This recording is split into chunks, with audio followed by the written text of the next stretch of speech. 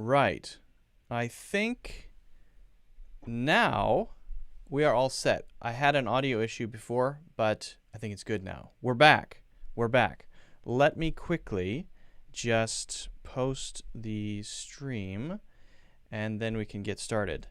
Guys, if you're just joining or if you're joining again, welcome. I am Luke. I will be teaching this class, this live English class. We're going to be talking about word differences. We're going to be talking about lots of different interesting stuff. I'm excited about it. Make sure you get your questions ready so that you have questions that you can ask and understand better things you're struggling with. Maybe it's pronunciation, maybe it's culture, maybe it's word differences, maybe it's phrase differences, whatever it may be. Don't hesitate to ask. That's what this is for. All right?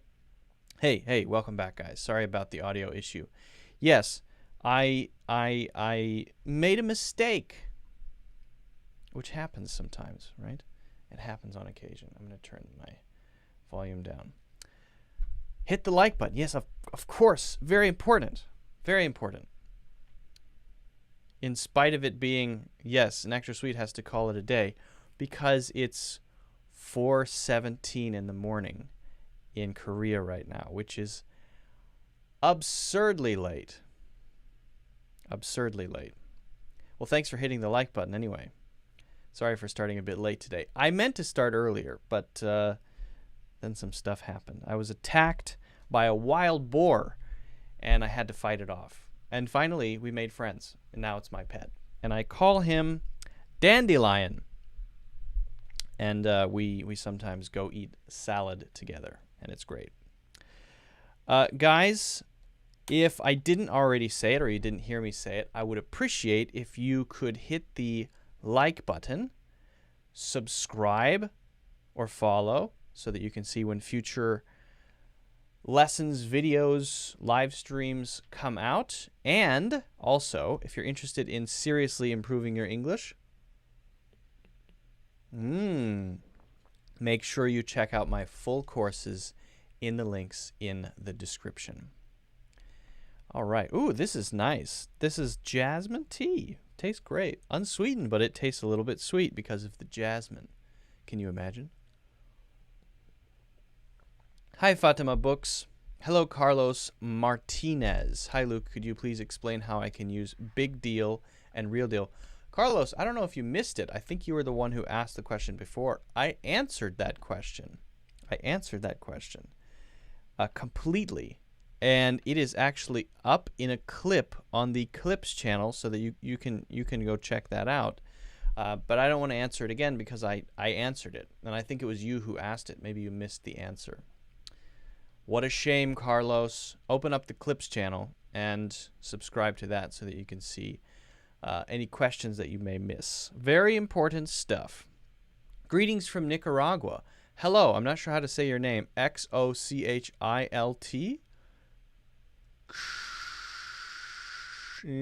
I'm not even going to guess. I will kill it. Greetings from the Philippines. Hello. Is it Thalia or Talia? I'm guessing it's a T sound. For some reason, I feel like it has to be. Mayuri says it is now 12:49 in India. Well, that's not that late. It's not 4:30, 4:20. That's crazy. Can I know what you're drinking, sir? Well, yes, but yes. Yes, I'm drinking this tea. It's jasmine tea. It's tasty.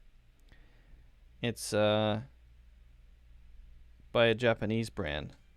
And that arrives at my house. I order it because sometimes, water can be a little boring, right?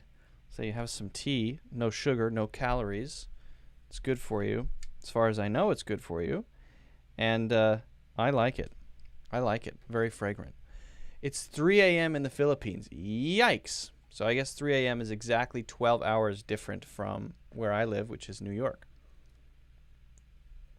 Oh, thanks for saying so. I appreciate that. That's nice. That's a very nice comment. That's a very nice thing to say. How do I'm on a new computer and some of my settings aren't quite right, which is the reason that when we started there was no sound. I should really get that sorted. Well, you know, what are you going to do? What are you going to do? Let's see. Well, I'll get to your guys' questions. I certainly will. 9:22 p.m. in France. All right. 9:22. Well, that's not late at all. You're probably lolly sitting back on the sofa with your iPad and a nice glass of motor oil, maybe a bowl of silicon chips to have for dinner, enjoying that. Very nice. Very good. Very good. It's 10:30 in Greece. Hey guys, we're getting an around the world tour here in terms of time zones. So about 9:30 in France. Greece is a little farther over. Okay, so it's 10:30. It's here. It's 3:30 almost p.m. It's in the Philippines. It's 3:30 a.m. and in Korea it's 4:30 a.m. We've traveled around the world, guys. This is amazing. I subscribed at your YouTube channel. You're one of my favorite teachers. Well, thank you. That's very nice of you to say. That is so nice. That is so nice. We got another time, guys. Another time coming up. It is 12 p.m. in Nicaragua. All right, so Nicaragua is actually behind where I am. 3:30 here. Nicaragua is noon. It's noon in Nicaragua. Very cool. So that's would be on the same time zone as, I believe you're in the same time zone as California, right? Pacific Daylight Time, I think. I think it's noon there as well. Difference between I and I am. Well, yeah, there's a big difference. The difference between I and I am is that one is I and one is I am. I is just the subject. I is just the person, just the doer of the action of the sentence. I is a very, philosophically, it's a very deep idea. What does it mean to be I? Because you could say, well, I is also the people around me, because what I am is my memories and my experiences and how I think, which includes my education and all my teachers and my background and all of the things that I've gone through in my life. That's a complicated idea. What is I exactly? What is the line between this shell, the skin and the meat inside, and the outside world and the influences, right? Well, okay, that's the philosophical part. But the I is, in grammatical terms, just the subject of the sentence. And if it's the object, then it's me. I am is then the verb that usually comes before either maybe a continuous action or sometimes an adjective. Am, for example, hungry. Hungry is an adjective, right? I am hungry. So the am is the verb, which is a very basic verb, the verb to be, which frames what you're talking about next. It relates the subject to the action, or it relates the subject to an adjective. So that's really the difference between them. That's how it works. And if we change it to me, then it's the end of the sentence. If we use another subject like we, then it would be are instead of am. If you use they, it would be are instead of am. If you use it, then it's is instead of am. So, yeah. Hopefully that kind of answers your question. I hope. Alyssa says, greetings, everyone. We've got more times coming in, guys. It's 10:20 p.m. in Jordan. Very cool. 10:20 p.m. in Jordan. Nice. I'm Hungarian in Brighton, UK, studying care work. Well, you might as well tell us what time it is, since that's the theme today, apparently, is what time it is where you are. You might as well just tell us. Very hard, but I love it. Just the book many times is so confusing. Yeah, sure thing. Care work. I think that's taking care of Is that taking care of elderly people? Is that what that is? Yeah, anyway. How I practice with Indian and American English. You mean you want to practice with your fellow Indians learning American English? Well, it depends on what you mean by American English. Do you mean pronunciation only? Do you mean idioms and phrases? We'd have to be a little bit more, I think, specific. A bit more specific. Okay. Well, more questions coming in. He and I or he and me, which is correct? It's he and I. He and I should be. Now, sometimes people will use not he and me, but sometimes you will hear people say a name and me. Dennis and me went to visit a farm outside of town. All right. Now you'll hear people say, oh, you can never do that. It must always be I, right? Dennis and I. Well, even more common would be to put me first. Me and Dennis went to visit a farm outside of town. So this is one of those cases where you'll hear a lot of people say never, ever, ever use me if it's combined with another subject like Dennis or a group of people, right? My friends and I, Dennis and I. Well, the fact is you will hear a lot of people say me and my friends. You will hear a lot of people say me and Dennis. Dennis and me. My friends and me. It's okay because a lot of people use it. Now, for that one, if I put it at the end, then I will usually use I if it's after, but if I put it before, then I'll say me. Me and my friends and I, like that. That's how I usually use it. But if it's he, then it should be he and I. He and me sounds really weird. He and me sounds awkward. I that doesn't sound right. Hello, sir, please share us your lesson agenda. All right, that's actually a good idea. So what we're going to talk about. I am going to be talking about a question that someone sent a while ago that I didn't answer and that I want to address because it's kind of a difficult one. It's nuanced, it's kind of complicated, it's subtle. And then I will be answering questions that you guys send. Basically the way I choose questions is what is more interesting. I know that's very selfish and silly, but I feel like I want to enjoy myself too doing live streams. So if it's only, for example, word differences between words, then I sometimes get a little bored. I prefer really, interesting, insightful questions about culture, about very nuanced grammatical points or pronunciation issues, very close things. But whatever you guys want to ask. So I'll do a segment on me, something I prepared for today, and then we'll do a segment on the questions that you ask. Let me take another sip of this, and we'll get into the segment. Sergio says, greetings from Brazil. Glad to be back to watch your streaming classes again. I have one doubt which I didn't find an explanation for. It has to do with the word done. When I say I can't figure out why, but today I'm done. It seems to me that it meant to be I'm upset. It could be, but sometimes done just means finished, right? I'm done. Are you done? Yeah, I'm done. My history teacher used to say, cakes and pies get done, people get finished. I'm finished. But he was a little too formal. So if someone says, I'm done, it just means I've finished with this. But it can sometimes have that, we call it a connotation of being kind of fed up or upset with it. It absolutely can, depending on the situation. If someone says, all right, you know what? I'm done with this. I am done with this. That means I don't want to be involved in this anymore. I don't want to have anything to do with this anymore. I am done. And sometimes you'll hear people even say, I am so done with this. I am so done with this. So done with it. Yeah, absolutely. Hello, everyone, says Sharif. Hello, Sharif. What do you think about international students? What do I think about international students?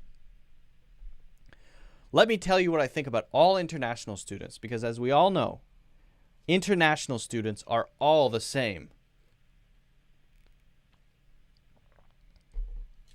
I think No, I'm just kidding. I don't know how to answer the question because everybody is different, right? So if I say, what do I think about international students? Any statement I say will be a broad generalization of a huge diversity of people. International students from China, from India, from France, Korea, South America, Brazil, Egypt, from where, right? So if I say, let me tell you what I think about international students, what I can say, I will say one thing about international students. I think when international students study in the United States for university, the stakes are a little higher. Usually they had to work extra hard to get into a university in another country, especially if it's a good one, the United States. That might be very competitive. And their family, because they have to pay full tuition, usually you don't get that many deals, discounts, or scholarships if you're studying from abroad, if you're coming from abroad to study in the United States. It's harder, much harder to get what we have in the United States called in-state tuition. If I go to a university in my state, it's like half price, right? So your family is paying all this money, potentially hundreds of thousands of dollars, to send you to America to get an education at a top university. And so what kind of pressure will that put on you?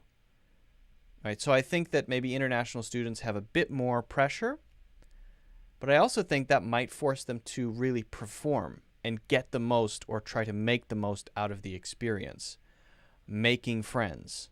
Not only that, but getting as much as possible out of the academic side of it, the classes, making connections and building a network, really building skills, actually studying and working hard, right?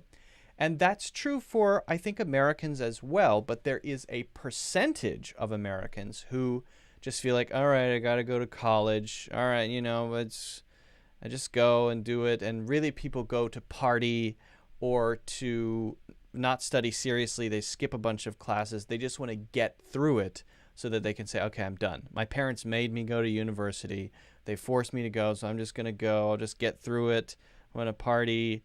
Then they don't really appreciate the experience, the educational experience, the real value of university, right? So if I were going to make any generalized statement, I would say from my experience of international students, and when I was in university, I had a lot of friends who were international students. My experience is that those students tend to grab on to the opportunity more so than a local American in a university would. And I'm not saying that's true for everyone, but there is a percentage that does that. Absolutely. Absolutely.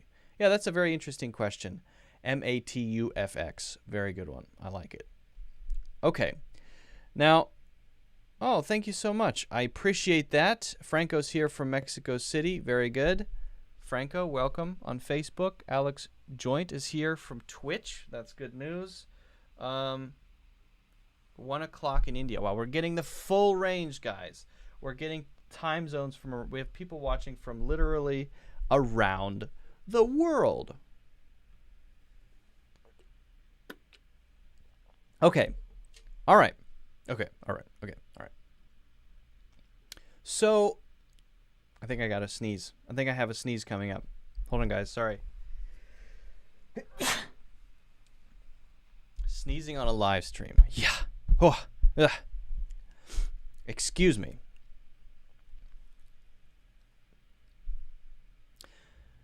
Well, a while ago, a student asked me a question that I wasn't able to answer in depth immediately. And so I took a little time to really think about it so that I could give a fairly complete answer. The question is a simple one, but it's not a simple difference. Some words have very simple differences. It's easy to talk about them. but some have nuances that make it kind of tough. And so I want to talk about the difference between, or differences between, the word problem and the word issue. You might think, okay, I know the difference between them. I know the difference. We discuss issues. Means we're not discussing problems. That's a different thing. Okay, well, let's talk about it. Okay, let's talk about it. It's kind of nuanced. And sometimes they can be used for both. Sometimes one is used and the other is not used. And sometimes one is common, but the other one can be used. It's kind of fuzzy. So let's just start with the baseline. What's the baseline? Well, I think we can start with definitions. Now, these are not my definitions, okay? I want to be clear about that. You can get these from the free dictionary. That's what I like to use. I took the definitions. We're going to talk about the definitions first for both of these from thefreedictionary.com. I know I talk about that a lot. It's a good website. It's a great website for finding definitions. So we're going to look at the definitions from there, and then I've made some examples that can help us get a sense for the differences between the words and the similarities, when we can use both and when we shouldn't, maybe. All right? So that's what we're going to do here. Now, I hope that you can use this exploration of these two words as a model for how you explore words. When you find two words that you're not sure about, when you see a word that you deeply don't understand, or maybe you understand it but you're not sure how to use it, I hope what we do now can give you a sort of template or a model for how to explore vocabulary, okay? So this is from dictionary.com. This is problem, okay? And let's just read these. A question to be considered, solved, or answered. And a good example of that would be a math problem, right? When you're in school, teacher gives you 10 math problems or 20 math problems to do before tomorrow, okay? So math problems. Very simple, very simple. That could be a little bit broader, right? You could say we're working on a problem at my job right now. We're trying to solve it. Something is broken. All right, that's fine. A situation, matter, or person that is hard to deal with or understand. This could be physical, like I'm having problems breathing, right? Now, could you say I'm having issues breathing? Yes, but to make it stronger, and generally this is a theme, problem is the word to use. Usually we're going to use problem if something is more acute, more serious, a bigger thing, right? An issue is sometimes milder, more related to things to discuss, social things, and we'll get into that, don't worry. Okay, so having problems breathing, or maybe it's a relationship. Having a problem with my friend. Maybe you and a friend are having some major disagreements about something. Okay, fine. You could use problem in that way. A misgiving, objection, or a complaint. I have a problem with that. Somebody says something, you don't like what they said, you disagree with what they said, and you want to be very clear that you disagree. Now, this could sound a little bit rude. It could come across as, oh, yikes. But you know what? It is actually very common to use it this way. I have a problem with people who call me Luck instead of Luke. No, I'm just kidding.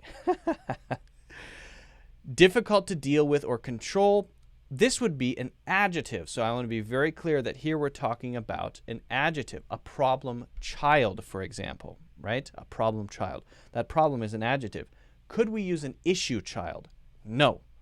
No. An issue thing. Doesn't make sense, okay? So what feeling do we get? And this is something I want you to really consider. We're not just talking about the definition. You don't understand it based on the definition.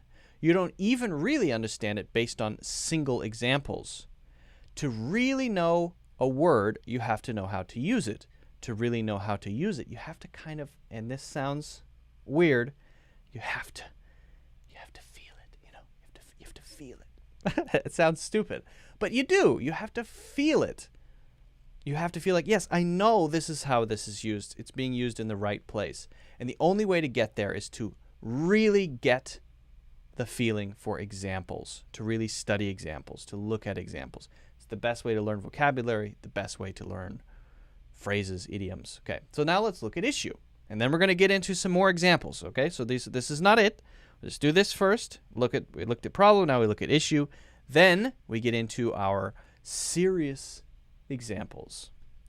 Issue, a personal problem or difficulty. Notice this says personal. Personal. Okay. Her boss has issues. Now, issues. Are we being specific? Not really. We could go into detail about what that means exactly, but if someone says her boss has issues, what we're kind of saying here is there are some things wrong with her personality. You could say problems with her personality, and maybe we could go into those things. But issues, you've got some issues, is a very general statement that we make about someone sometimes. It is actually a very common sort of expression. A misgiving, objection, or complaint. I have issues with the plan. Now, remember I said I have a problem with that. I have issues with the plan. Which is stronger? I have a problem with the plan. I have issues with the plan. Which is stronger? Well, I think problem is stronger, and this one sounds a little bit more hands-off, not so direct. I have issues with the plan suggests that I don't agree with it, I don't like it, but it doesn't hit so hard compared to problem. A matter of public concern. We've been discussing economic issues. All right, now is this economic problems? Things that are wrong? No. Here is the first example where we're talking about something that's not about something wrong. With the previous two, a misgiving, a personal problem, of difficulty, a complaint, these are negative things. Something is wrong. And all of the ones we talked about with problems, something is wrong. But here, we're just saying this is the topic. This is the thing we're talking about. We're not exactly necessarily talking about problems. It might include problems, but could be other things as well. So it's just a matter of public concern. That means something that people care about. A topic in the public that people care about or think about or want to change or want to focus on. This is an issue. What are the popular issues of the day, people say? The common issues of the day. Do we say the common problems of the day? Probably not really. Probably not really, okay? So there's an important difference there. Point or matter of discussion, debate, or dispute. Discussing legal issues. Again, are these legal problems? Probably not. If someone says, I have some legal issues right now, that's a problem. Okay, you have some legal problems right now. Something's going on. Maybe you're being sued or whatever it may be. Okay, then it means problem. But if someone says generally legal issues, we're talking about legal issues, we're not necessarily talking about things that are wrong. We might just be talking about anything related to law. Interesting points concerned with the law. So it's just a point of interest, a point of discussion, something that people want to talk about.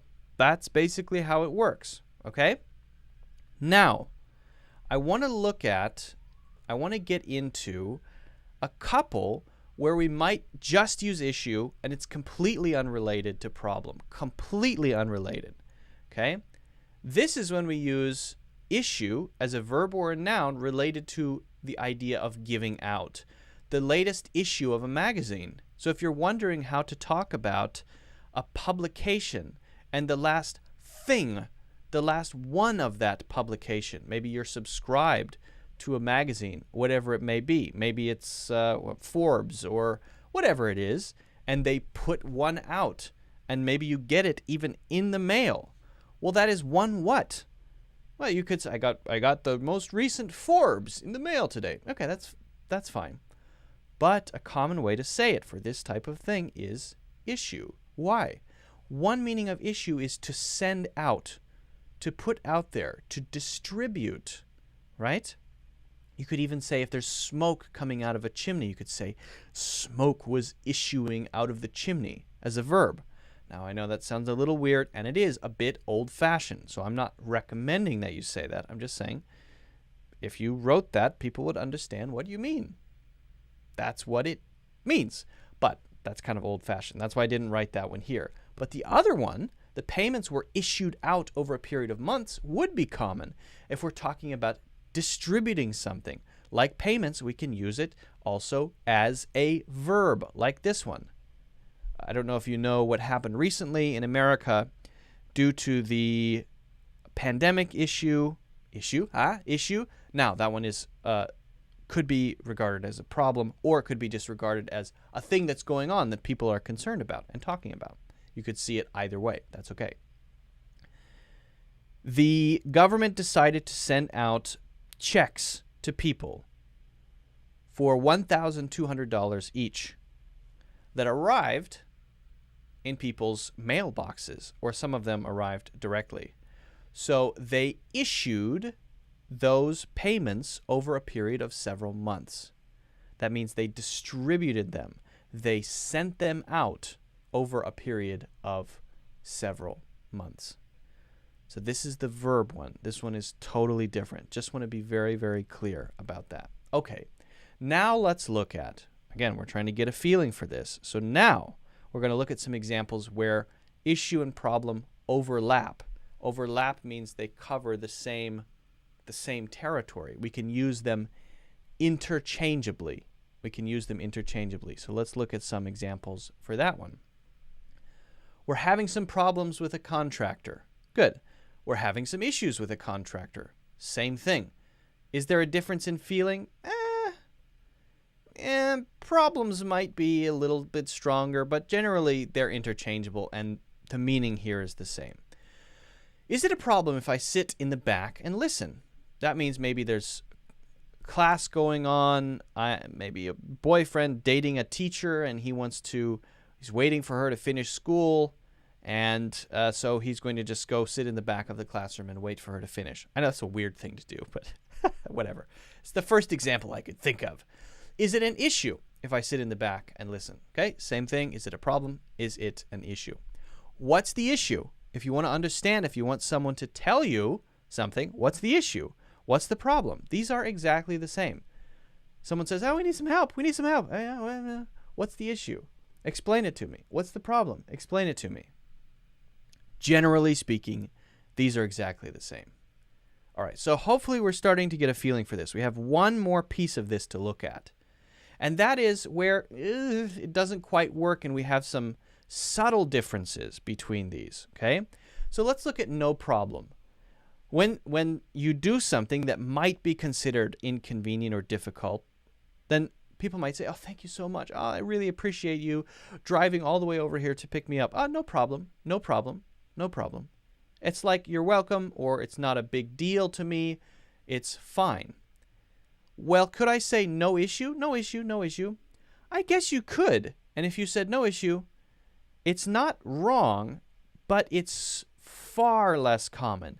And really, the common expression is no problem.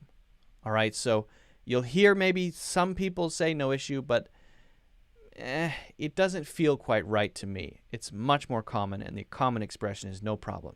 No problem pretty much just means you're welcome, really, after you've done something kind of difficult. I have a problem with that. I have an issue with that. Now, again, both of these could work. However, it's a frequency issue. I have a problem with that. Well, it does sound somewhat straight, direct, and could be regarded as slightly rude. It's still extremely common. When someone says an idea about something or suggests something, you say, man, I kind of have a problem with that. Kind of might make it a little bit softer, which is good, right? If you want to make it softer. But problem is way more common than issue in this case. I have a problem with that is what people will say. Most people will not say I have an issue with that. Economic problems or economic issues. Here we have a subtle difference. If someone says economic problems, we're definitely talking about things being wrong. Something bad. This country is having economic problems. Maybe it's debt. Maybe whatever it is. Something is wrong. But if you say economic issues, we could just be, as I mentioned before, talking about concerns related to the economy, discussion points about the economy, understanding how the economy is going right now, whether it's good or bad. So economic issues just could be something that people want to talk about related to the economy. But if someone says they are having economic issues, having issues, not discussing issues, having issues, then suddenly it means problem again. So it's really contextual, right? If you have an issue, that's a problem. I have an issue in the case of the economy or things like that. If you're talking about issues, then maybe you don't have a problem. Maybe you're just talking about stuff that people want to talk about, a point of concern or interest, right? So it's quite subtle. And it's important to pay attention to those differences because changing that slightly can make a big difference in meaning. A problem area. I would say that patience is a problem area for me. Maybe if I'm doing a personality review. Patience is a problem area for me. That is totally common, totally normal, totally natural. Would we say an issue area? This is an issue area for me. No. You can't say that one. That one doesn't make sense. Don't use issue area. So I hope that now you have a better understanding of the differences between problem and issue. But I hope even more you have a feeling for how you should explore words. By exploring words and phrases through example and lots of examples and comparing them and looking at them and thinking about them and making your own, you begin to feel the right way to use each of these words that might be very similar or each of the phrases that might be very similar. And this is extremely important so that you don't use the wrong thing and cause something to feel awkward for others. So learn this way. I want this to be a kind of template for you for how you learn words and phrases. Hopefully it's useful. If you guys haven't already, make sure you hit the like button or subscribe. Don't forget, if you haven't already, check out my full English learning courses. If you're interested in really improving your English, check out my full courses in the links in the description. Okay, well that's that. I wonder if you guys have any questions specifically. Let me stretch. Specifically about that stuff. And then I can answer some questions from you guys. I'm hungry. My God. So hungry. Bless you. Do Americans use that? Oh, you mean after people sneeze? Yes. Yes, bless you. People do say that. Bless you. Regards from Peru. Oh, okay. Alyssa Marie's totally blind. Thank you so much for blessing me. I appreciate that. Shavim says I have coronavirus. I don't think so. I hope not. What is the difference between these words? Hold and clasp. Hope and wish. Try versus attempt. And happiness versus pleasure. Okay, I'll try to get to that one. Good. Carlos says, thanks, Luke. You're really doing a kick-ass job teaching English. Much appreciated, sir. Much appreciated. Paulson, welcome. Flabbergast and aghast. Flabbergast is an interesting word, but flabbergasted is sort of just frustrated or shocked. It's an interesting one, yeah. Then problem is for big situations, and issue is for medium or small ones, right? Kind of sometimes. It, again, can be used interchangeably, right? In some situations, that would be right. In some, not so much. Not so much.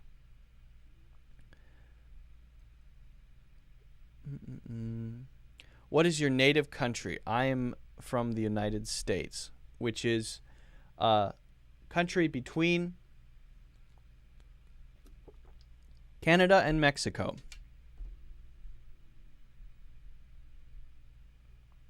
What did you have for lunch yesterday? I ate yesterday What did I have for lunch yesterday? I had a salad for lunch. That's what I had. Why are you not drinking your coffee? I hope that doesn't upset you, Gabri. I don't want to upset anybody, but today I'm just having some jasmine tea, and I apologize for those of you who are offended by that. Okay, now let's get to some questions, shall we? I'll answer a few questions today. I might be stopping at about an hour in, so let's get to a couple questions here. See if I missed any up here.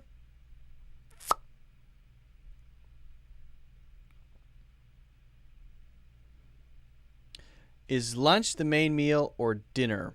This is a good question. Finally, a culture question. I like this. Accurate predictions. Who makes accurate predictions? Asks, is lunch the main meal in the U.S. or dinner? And the simple answer is dinner.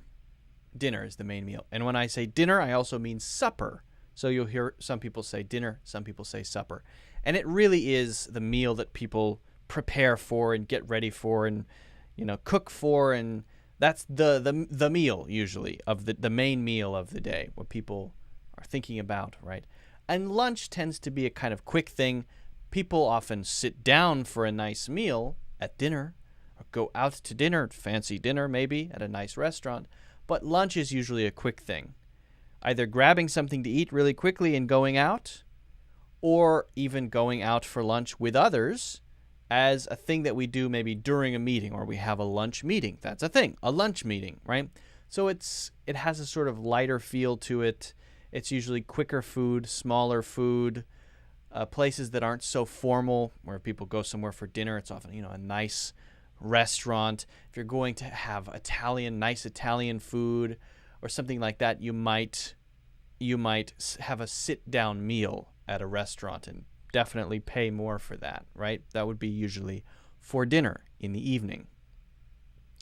But if people are having lunch, you could have a fancy meal, but it's not as common, for sure. And you might grab something. In fact, people often use the expression grab lunch more often than they would say grab dinner, because grab has a feeling of speed and convenience, right? To grab something is getting it quickly, taking it quickly, right? Grab lunch. Let's go grab some lunch. Maybe we go to Chipotle and get some burritos. Maybe we get some sushi, maybe from the hand roll sushi place, or whatever it is, right? Maybe we get some Thai food for lunch. Let's go grab some Thai food. Not maybe it's a nice Thai restaurant, but we might be doing something else. The purpose might be to have a meeting or something like that. Now, what about breakfast? I've found in a lot of other countries, breakfast is no big deal. Like nothing, a quick thing that you grab. In China, you might have something called youtiao, which is a sort of oil-fried bread thingy, right? And you might have some soybean juice with that. Or maybe you grab 6 to 8 baozi, and that's it. You eat 6 to 8 of those. It's relatively small. It's like a light lunch, a light breakfast, right? We use light and heavy. Heavy dinner, big dinner. Light lunch, light breakfast. In a lot of other countries, I've noticed the same trend. Breakfast is this small, quick thing. There may or may not be some specific items that are eaten for breakfast, but it tends to be something that you could eat on the go as you're walking to work, or something that you could kind of eat quickly in the morning and then you go out. But the British and the Americans tend to have a different understanding of breakfast. Now, I can talk specifically about an American breakfast. The conception of breakfast food in the United States is, I think, different from a lot of countries around the world. We have very specific foods that are breakfast foods, and these are largely the result of branding efforts and advertisements put out by the companies that produce those foods. They brainwashed us, Americans, into thinking that these foods are breakfast foods. There's nothing about them that makes them breakfasty. In fact, I've read a lot of evidence that suggests that eating those things for breakfast is very unhealthy, and it's a terrible idea, and you're not supposed to eat that much for breakfast. But we have this idea in our minds that's been placed into our collective unconscious about a big breakfast is a great way to start the day. You have to start the day with a big breakfast. A big breakfast. A big breakfast. Not a light breakfast, not a quick breakfast, a big breakfast. Which I now find very strange. The idea of starting the day with a giant stomach full of food that makes you drowsy. That seems a little weird. But there is this idea in America. That would include waffles, very bready sort of crepes but thicker with maple syrup. Basically, they're sugar bombs, flat sugar bombs. A good way to start the day? I would say probably not. And I think science would say probably not. Do Americans see that as a good way to start the day? Many do. That is traditionally a breakfast thing. Waffles, pancakes, both are breakfast foods. So if you see someone eating a waffle for dinner, you say, well, you're eating breakfast food for dinner. Ha ha ha. Right? Same thing with cereal. Milk and cereal, definitely a breakfast food. Now, I guess that's smaller. A bowl of cereal is fairly small. But why is cereal a breakfast food? I don't know. It just is. And it's usually super sweet. That's a common trend for American breakfast foods. Super sweet food. Pancakes, waffles, with sugar syrup on top. Very sweet and sugary. Breakfast cereals. The other side of breakfast is the side that I think was influenced by more the British-style breakfast. Bacon, sausage patties made of pork, right? Bacon, sausage patties, sausage links, an omelet, a big omelet full of cheese and vegetables and meat with guacamole and salsa on top. Omelets are definitely a breakfast food, right? Or a bunch of eggs together with bacon and sausage and maybe toast, bread, toast, or an English muffin or something like that. And maybe sometimes, like a British breakfast, beans on the side. Sometimes, not always, right? And sometimes there's even more stuff. Coffee, of course. Well, who doesn't need coffee for breakfast? Everyone should have coffee for breakfast. But big stuff, right? A lot of eggs, a lot of meat. And also, I forgot to mention, hash browns, very important. Hash browns are sort of chopped up potatoes, home fries or hash browns. Basically, it's French fries in a different form. So if you have hash browns and an omelet and sausage and bacon and coffee and orange juice and waffles together, that's like this much food at the start of the day. And this is the conception that we have.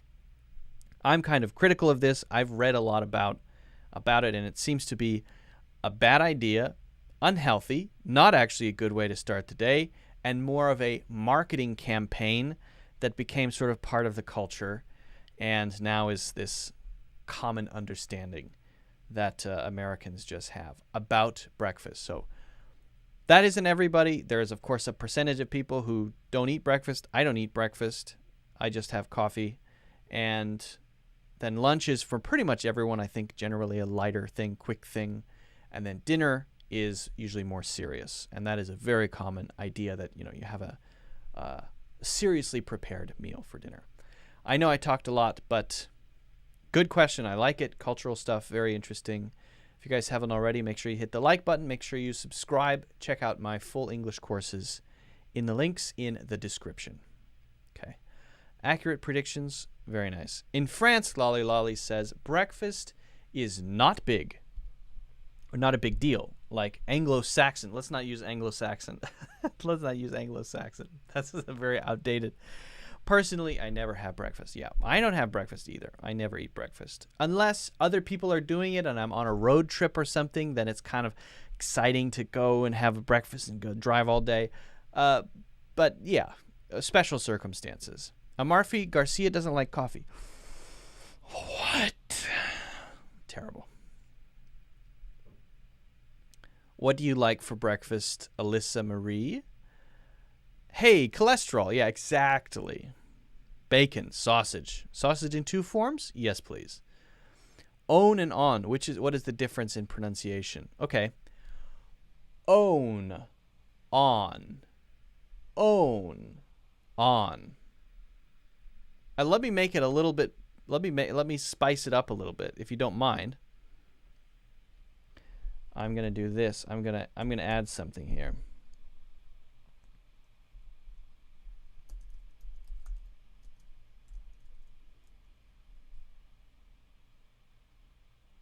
Own, on.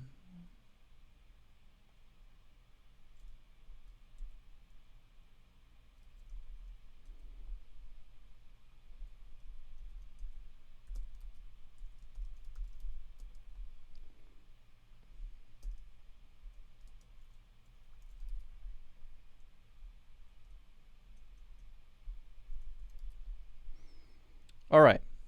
So let's actually, if we're going to do this, let's really do it, right? Liana says, what is the difference in pronunciation between own and on? And I have added manually O-W-E-N, O-N-E, and W-O-N, because these are really similar, right? Now, if we have things that sound the same, they're called phonemes. Or, sorry, they're called homophones, not phonemes. Phonemes are the sounds of a word. Homophones. Phone means sound, right? Homo means same. Homophones. Okay. So 2 of these are homophones, and the rest are almost homophones, but are very close and not the same. Very close and not the same. O-W-N. How do you say this? Start open, then to W, then to the N sound. Notice my mouth is not closed. So this one is own. And my mouth goes from wider to narrower. Own. Own. I own one. Own. Own. Okay. Now what about O-W-E-N? The mouth shapes are exactly the same except for the N part. Instead of saying where I end here, I'm going to end here. Because I'm going to say when. I'm going to stretch my mouth wider open. When. Oh, that part's the same. Owen. Owen. Owen. Owen. Own. Owen. Own. Owen. Owen is 2 syllables, so that makes it easier. Okay. Now what about on? On. Starting the same place, o, ah, except a little bit more open so that it's ah instead of o, ah, ah. Notice the difference, right? If we're talking about the first one, then we're going to do the long sound. O, ah. It's a slightly different sound. It's the short o sound. Ah, and then So there's no w sound. You're never pushing your lips forward to that w sound. So this one is on. So own, on. Own, on. Own, on. For that W, I have to really push my lips forward. Okay, now what about O-N-E? This one starts with the woo. And then instead of being an O sound, it's actually a U sound. What? Like what? Like that. One. One. One.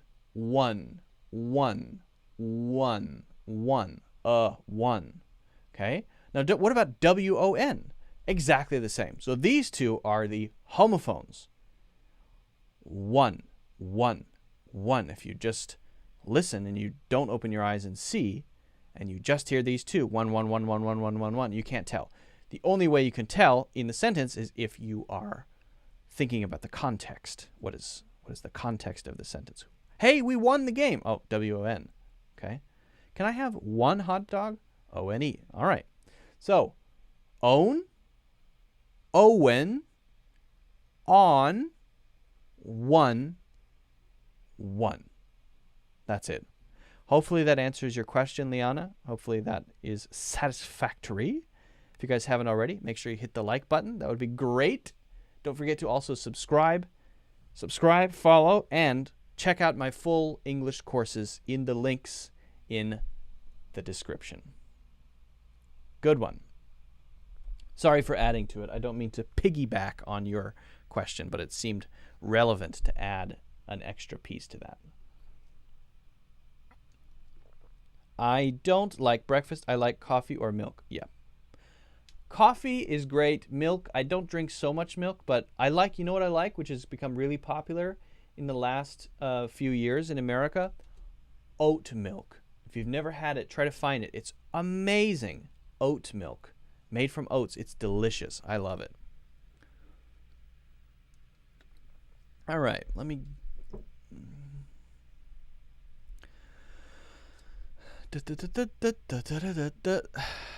Shivam says, bye. Okay, bye, Shivam. See you later. Have a good one. Take care. Be safe. Alyssa likes green eggs and ham. Yeah, I like green eggs and ham. Very good. If you guys don't know what that's from, green eggs and ham is from a classic book by, oat milk. Oat milk. It's fantastic. I love it. I love it. Let me see if I can pop up some oat milk here.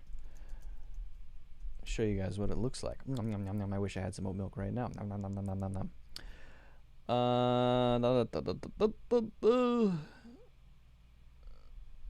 Let's see here. Ooh, yeah, many different brands are becoming popular. Ooh la la. Yes, look at that. I personally like to have the second one, Planet Oat. I'm a fan of that one. That one's very good. Now it's becoming popular in drinks as well.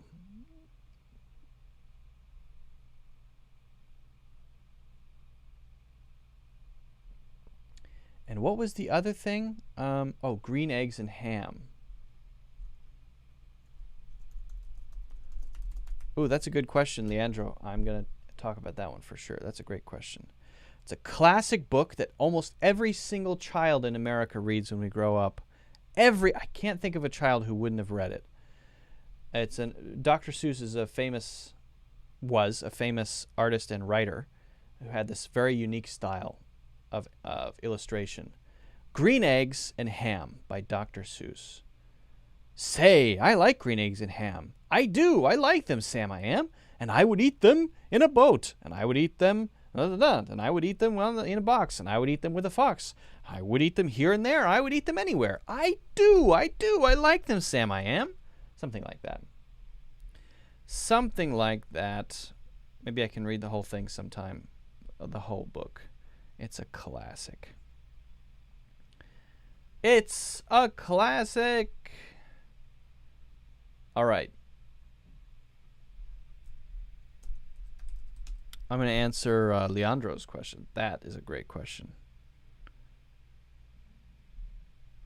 They have the whole thing here. My God, there's some funny versions of Dr. Seuss.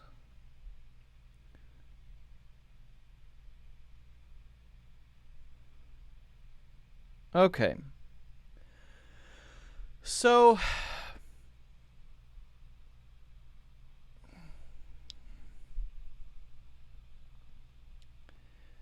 Leandro de Souza says, I would like to know the difference between past perfect and present perfect. I don't know the exact moment to use each other. Now, this is a totally normal thing to be concerned about. This is a totally reasonable question because it's hard. Now, you're not going to be satisfied with my answer completely because it really requires the context to answer completely of tons of examples connected to other tenses and then talking about the relationships between them with those tons of examples. Now, I know you guys are sick of hearing me say this, but if you want to really seriously learn this, I have a course called Master Native English. The second section of the course is all about tenses. We cover all tenses in that course. All the tenses. How to use them with tons of examples. It's over an hour and a half, I think, just about tenses, among tons of other topics, but that's one. Anyway, I want to just sort of dive into this specific thing. We can talk about these too. But if you really want to get the details, I would go there. Think of the present. Let's start with present perfect. Think of the present perfect tense as a way to talk about something that began in the past and is still going on, or a statement about the general past without being specific about time. That is just true in your life. And I have to give examples. But the basic structure for the present perfect tense is a subject, right? And then you use have or has, right? Have or has. And then you use a past participle. Now, what is a past participle?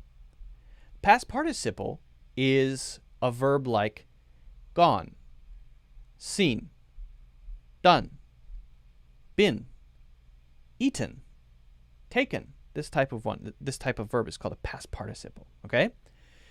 So the basic structure would be to say something like, I have been, and now I'm going to say just something that's true in my life, but I'm not focusing on the time. I have been to Thailand 5 times. 5 times? Yeah, maybe 5 times. I'm not telling you when it happened or when those times happened. We're not talking about dates. We're not talking about anything like that. Just saying it's true right now about my personal past. And I'm referencing all of my past experience without being specific. If I'm specifically talking about the past, moments in time, then I'll just use simple past tense. I went to Thailand last year in February, or whatever, right? So you wanna just talk generally about the past. You use the present perfect tense, and it's going to be that subject, and then have or has, and then the past participle. Okay? Now, you could then use that exact same format to talk about something which has, I don't want to use it. I don't want to confuse you. So just, let me restart that. I almost used the present perfect tense to explain myself. And I don't want to do that because I don't want to cause confusion. You can use that same structure to talk about a thing that is true or that you're doing now, which started before. And a simple way to say it is think about your life now. And then when did that begin? Right? It can't be something that's over. It has to be ongoing. So, I have lived in New York, New York, for 4.5 years. I have lived in New York for 4.5 years. Now, can I say I have lived in Ohio for 18 years? No, I should say I lived in Ohio for 18 years. It's finished. It's done. It's all done. It's in the past. It's a past event, right? So I probably won't say that. I'll say I have lived in New York for 4.5 years. Or I could say since. I have lived in New York since 2016. I'm referencing the past, and this thing is still true. I still live here. I'm there right now. Now, this is where it gets a little interesting here with the present perfect tense. We can do what's called the present perfect continuous tense. Now, don't get upset about this. Don't let this confuse you. It's the same thing. The only thing we're doing is now substituting in as our past participle, same structure, substituting in been, B-E-E-N, been. And so the basic structure is now subject, have or has, been, only one past participle, then some ing verb. And the ing verb should reflect or show that thing, the action that's still continuing now, that's still going on now from the past. So I have lived here for 10 years. By the way, lived is the simple past and the past participle form, is the same as I have been ing, living here for 20 years, 10 years, 5 years, 4 years. I have been living here for 4.5 years. I have been working here since 2012. Right? We have been watching this movie for an hour. We have been watching this movie for an hour. This live stream has been going on for 1 hour and 5 minutes. Now, I'm not saying I there, right? I'm just using I to make it simple because I don't want to confuse anybody. But the basic idea is really just anything, thing, a person, a we, whatever it is. Now, you have to change the have or has. This live stream, not have, has been going on for an hour and 6 minutes. Still going on. Once it's over, I can't do that anymore.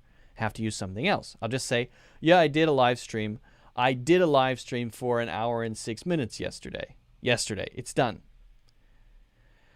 All right, so that's present perfect tense. Now, what about past perfect tense? How do we do this? This one is a little bit tough. When we talk about past perfect tense, we're doing kind of the same thing, except we're shifting everything over one space. So that instead of, I want you to imagine that my nose is the present. Okay?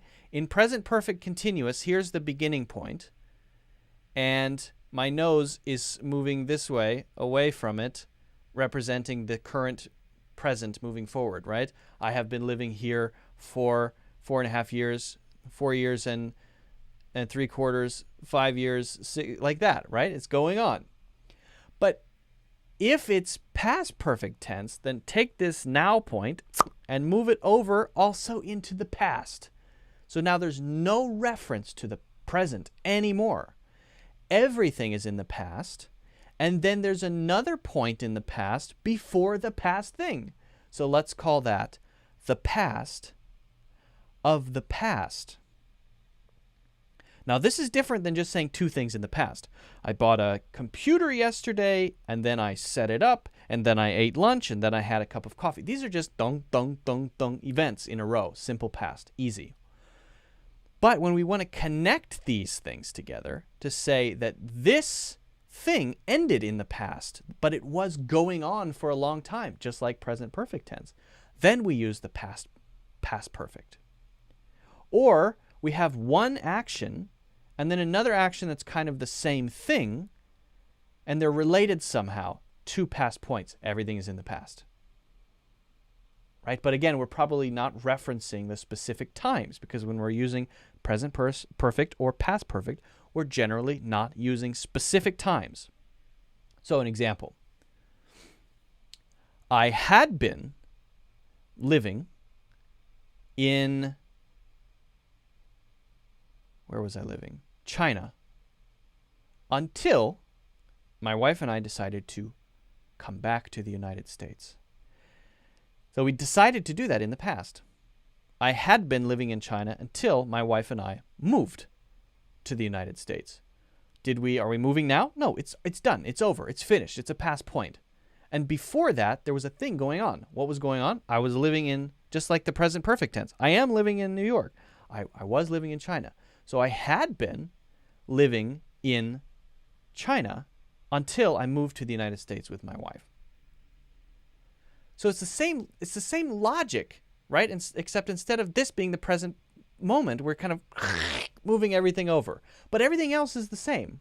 Notice, though, that I'm not using have or has. I'm using had. So grammatically, that's the only change. Logically, it's exactly the same, except we're just moving it over so it excludes the present. Okay?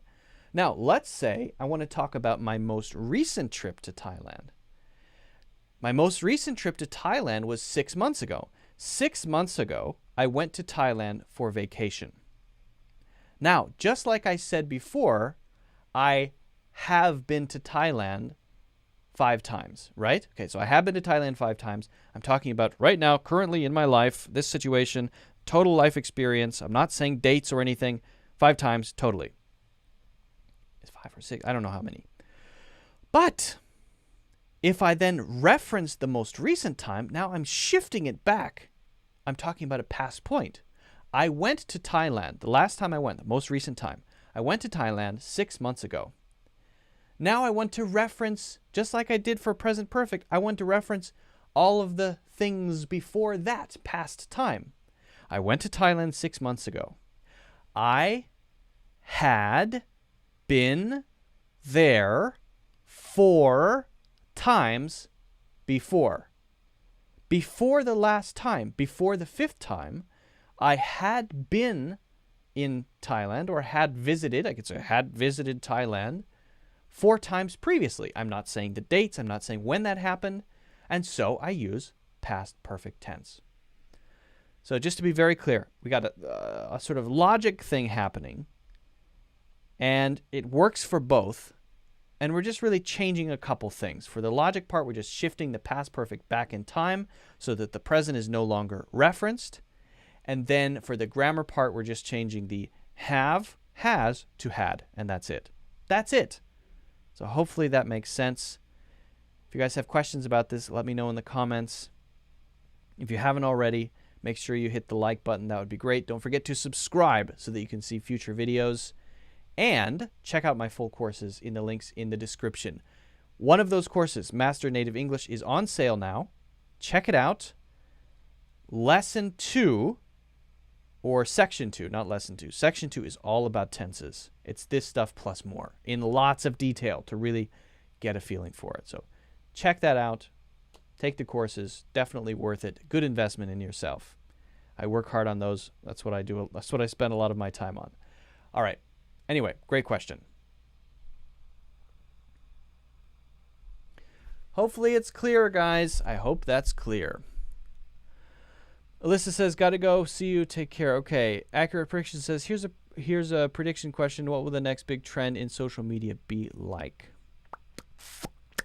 Depends on if TikTok gets banned or not, or it gets blocked or not. Let's see what happens with TikTok first. All right, guys. My legs are going to fall off, so I'm going to stop for today. Thanks a lot for joining. Thanks for the great questions. If I missed one of your questions, I deeply and profoundly apologize, but you can send it in next time. We'll be doing another one of these shortly. Certainly make sure you're subscribed so that you can find out when all the live streams are happening, so that you can see when new videos are being posted. New video was posted today on the channel. Check that out. Share. It's good to share. I would appreciate anyone sharing on Facebook or whatever. That helps a lot. Much appreciated. And if you guys haven't already, again, check out the old courses on the website in the links in the description. Thanks, guys. Yep, that's right. Accurate predictions. My legs are going to fall